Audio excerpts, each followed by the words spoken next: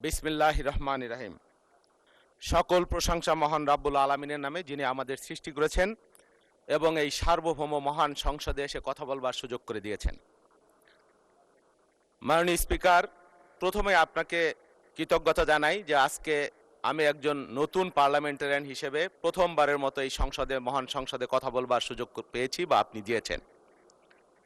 আপনাকে আন্তরিক অভিবাদন জানাই এই কারণে যে আপনার কঠোর সংগ্রাম এবং জীবন সংগ্রামের ইতিহাস আমরা কম বেশি জেনেছি, দেখেছি।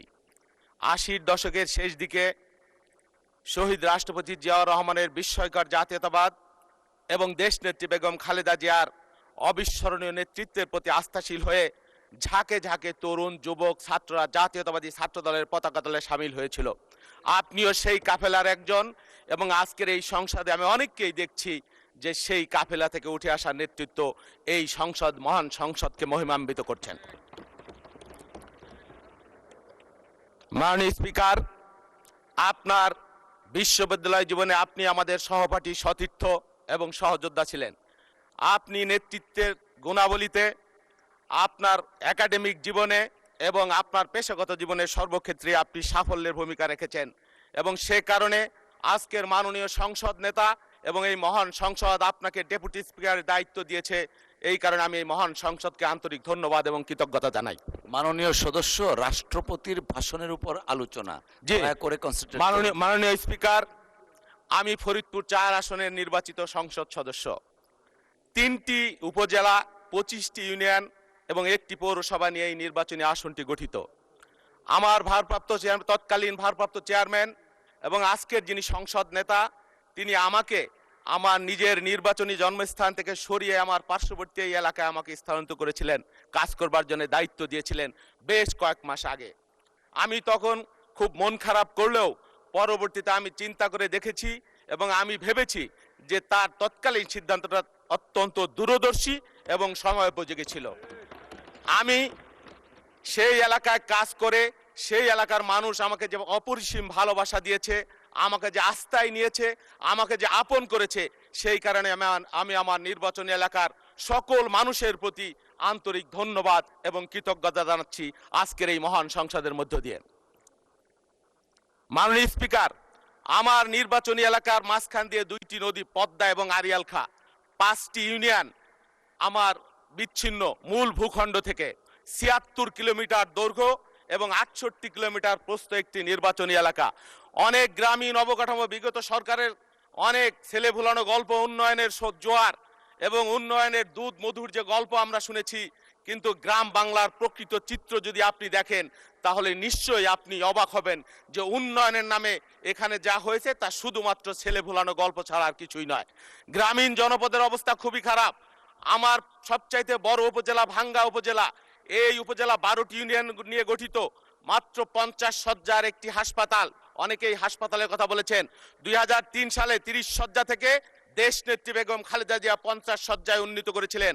আমার এলাকার মানুষের দাবি, প্রত্যেক দিন এই হাসপাতালের বারান্দায়, করিডোরে 100-150 রোগী থাকে। এলাকার মানুষের দাবি, প্রতিদিন আউটডোরে 1000-এর উপর মানুষ সেবা নিয়ে থাকে। আমার এলাকার মানুষের দাবি, এই এলাকার হাসপাতালটি 50 শয্যা থেকে অবশ্যই 100 শয্যায় উন্নীত করবার প্রয়োজন রয়েছে। আমার এলাকায় 2টি বিভাগের 21টি জেলার প্রবেশদ্বার, ভৌগোলিকভাবে অত্যন্ত গুরুত্বপূর্ণ রাজনৈতিক অঞ্চল। সেই জন্যে আমার এলাকা দিয়ে হাইওয়ে চলে গেছে, বরিশাল ফরিদপুর যে হাইওয়ে, খুলনা হাইওয়ে, প্রতিনিয়ত সড়ক দুর্ঘটনায় এখানে বেঘরে মানুষ মারা যাচ্ছে। আমার এলাকার মানুষের দাবি, সেখানে একটি আধুনিক ট্রমা সেন্টার তাদের প্রাণের দাবি। তাহলে তাৎক্ষণিক চিকিৎসা পেলে অনেক মানুষের জীবন রক্ষা হতে পারে। আমার এলাকা নদী ভাঙন কবলিত এলাকা।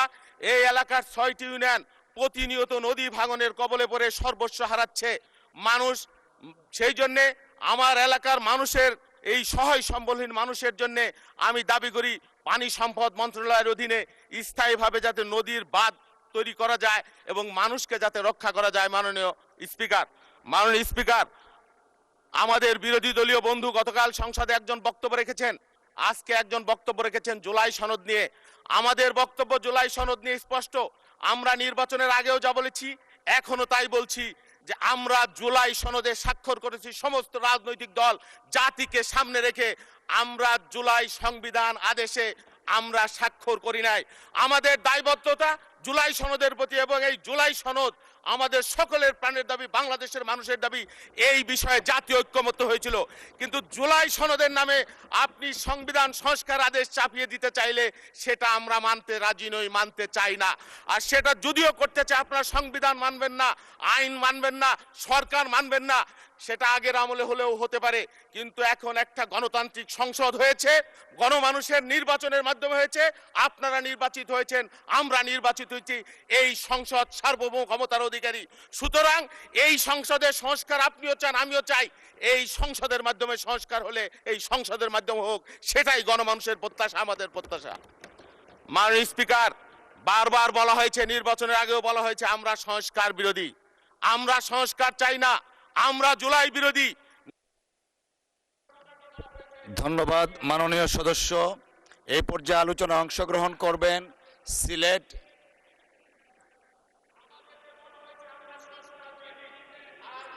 একটু থামুন, থামুন মাননীয় সদস্য, একটু থামুন। আমাদের টাইম ফ্রেম খুব কনস্ট্রেইন, তারপর আপনাকে 2 মিনিট সময় বরাদ্দ দেওয়া হলো। আমাদেরকে বলা হয়েছে আমরা সংস্কার চাই না, সংস্কার মানি না। এই ব্র্যান্ডিং এর পরেও বাংলাদেশের 51% মানুষ বিএনপিকে সেটা জেনে বুঝে আমাদেরকে সমর্থন দিয়েছে। মাননীয় স্পিকার, বলা হয় জুলাই অগাস্ট অভ্যুত্থান 1 মাসের অভ্যুত্থান। জুন মাসে শুরু হয়েছে, আপেল গাছের মতো আপেল গাছ লাগিয়েছি, আর অগাস্ট মাসে সেটা আপেল গাছে ফল ধরেছে, পেরেছি, খেয়েছি। বিষয়টা তা নয় মোটেও। দীর্ঘ 17 বছর অনেক অন্যায়, জুলুম, নির্যাতন, নিপীড়ন, আত্মত্যাগের মধ্য দিয়ে এই জুলাই অর্জিত হয়েছে। আমরা কখনো আমাদের বিরোধী দলের অবদানকে খাটো করে দেখি না, তাদেরকে আমরা রেসপেক্ট করি, সম্মান করি।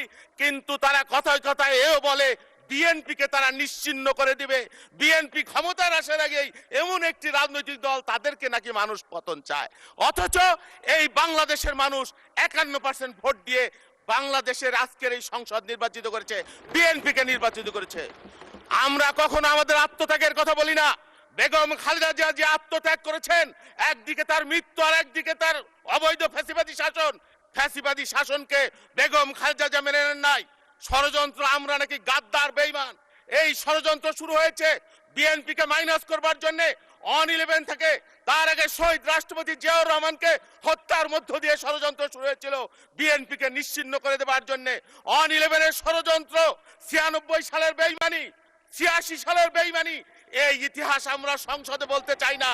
মাননীয় স্পিকার, এই যে 24 সালের 29 আগস্ট আমরা যখন পন্টলে লক্ষ লক্ষ মানুষ সমাবেশ করছিলাম, তখন আমাদের প্রিয় বন্ধুরা যারা আজকে আমাদেরকে গাদ্দার আর বেঈমান বলে, তারা সেদিন ফকিরাপুলে সন্ধ্যার আগে, মাগরিব আসরের নামাজের আগে শান্তিপূর্ণ সমাবেশ করে তারা চলে গিয়েছিল।